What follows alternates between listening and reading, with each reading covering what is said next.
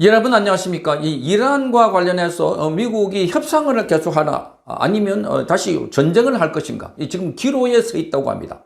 자, 트럼프 대통령이 중국을 방문하고 난 뒤에 이제 이 실행에 옮길 때가 됐다.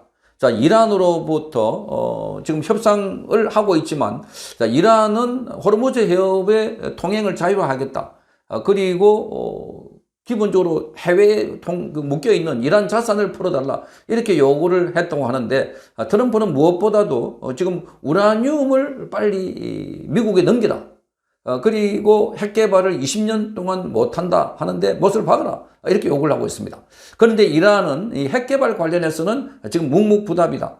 자, 그래서 트럼프가 바로 이란의 이런 협상의 진전이 없으면 대규모 공습을 할 것이다. 대규모 공습을 할 것이다. 이렇게 해서 이스라엘과 함께 나란히 채비를 하고 있다고 합니다. 자, 중재자들은 이런 사태를 막기 위해서 총력을 기울이고 있다고 미국의 일간 월스트리트 저널이 보도를 했습니다. 또 다른 보도를 보면은, 자, 이스라엘의 벤구리온에 있는 이 공항에는 자, 공중급유기 수십 대가 집결하고 있다고 합니다. 한 50여 대가 지금 주기 대기하고 있다고 합니다. 그러니까 지난번에도 1차 공습을 할 때도 자, 이 공중급유기가 많이 있었는데, 지금도 마찬가지로 지금 공중급유기가 있다는 것은 공습에 대비해서 공중급유를 하기 위해서 대비를 하고 있다. 자, 이렇게 해서 미국이 이란의 공습을 압박을 하고 있고, 또 한편으로는 마지막 기회니까 빨리 미국의 요구 조건을 받아들여라 이렇게 하고 있어서, 자, 어떤 언론들은 지금 미국과 이란의 종전 합의가 임박했다라고 보도하는가 있는가 하면, 또 어떤 언론들은 지금 공습이 임박했다 이렇게 되어 있습니다. 둘 다 옳은 겁니다. 종전 합의가 안 되면 바로 공습을 하겠다는 겁니다. 그래서 트럼프는 지금 압박을 하고 있는 이런 상황입니다. 자, 현재 진행 중인 회담의 당면 목표는 공식적인 종전 합의가 아니라 지난달 8일부터 위태롭게 지속되고 있는 휴전을 연장하고 앞으로 회담의 틀을 제시할 일종의 의향서나 양해각서 MOU를 체결하는 것이라고 합니다. 자, 중재자로서 회담에 참여 중인 파키스탄과 다른 영내 국가들은 미국과 이란 사이에서 이견을 좁히려고 노력을 하고 있다 한 겁니다. 자, 트럼프 대통령도 이란의 핵 프로그램을 억제하는 내용을 합의에 포함하기를 원하고 있고, 이란은 즉각적인 합의상을 전쟁 종식이나 호르무즈 해협 제한 해제, 그런 금융 제재 완화로 국한하려고 하고 있다는 겁니다. 자, 돌파해야 할 교착 상대는 합의 틀 안에서 어떤 문제를 다루고 어떤 문제를 다음에 미룰지, 여기에 관한 이견을 해소하는 것인데, 핵심은 바로 이 우라늄입니다.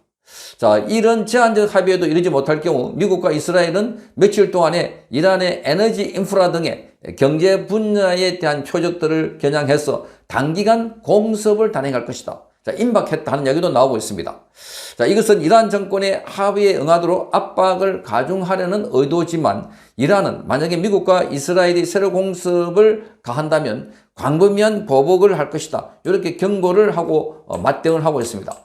자, 파키스탄 육군 참모총장이 교전 재개를 막기 위해서 노력을 촉진하고 있는데, 22일 이란 수도 테헤란에 도착했습니다. 이런 회담이 중단 기로에 있음을 보여주는 징후라고 월스트리트 저널은 지적했습니다. 자, 카타르 협상단도 테헤란에 체류 중에 있습니다. 이번 주 초에 사우디아라비아는 이란 측에 지금 합의를 이뤄내지 못하면 상황이 더욱 악화될 수 있다 이렇게 경고를 해놓고 있는 상황입니다. 자, 루비오 미국의 국무부 장관도 이란의 핵무기 보유를 용인할 수 없다는 미국의 요구를 재확인했습니다. 그러면서 이란의 우라늄 농축 능력 문제와 이미 무기급에 근접한 핵물질의 재고 문제를 다뤄야 한다 하는 뜻을 강력하게 전달했다고 합니다.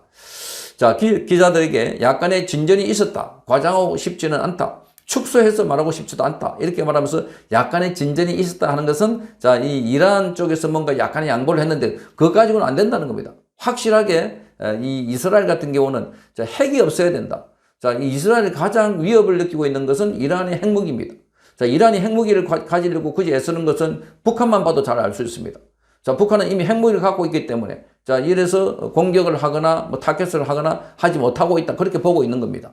그러니까 큰 소리를 치고 이 김정은도 미사일을 빵빵 쏘는 것도 본인이 핵무기를 갖고 있기 때문이다. 이렇게 해서 이란도 이 핵무기를 갖는 것이 무엇보다도 절실하기 때문에 그래서 이 문제가 지금 교착 상태에 빠져 있다 이렇게 봅니다. 이란은 합의를 통해 전쟁을 끝내고 다시 공격을 받을 위험이 제거되면 영내에서 벌어지고 있는 미국과의 이란 양측의 상호 해상 봉쇄를 해결하는 합의를 맺기를 원하고 있다. 그런데 핵과 관련된 양보를 처음부터 강요당할 수 없다는 겁니다. 자, 미국은 이란이 합의 틀 안에서 우라늄 농축 프로그램의 장기간 중단을 약속하고 자, 무기급에 근접하고 있는 핵물질을 지금 미국에 넘기라 하는 겁니다. 미국 정부 관계자들은 제재 완화의 범위는 이란이 궁극적으로 확약하는 핵 관련 조치에 따라서 달라질 것이다 말하고 있습니다.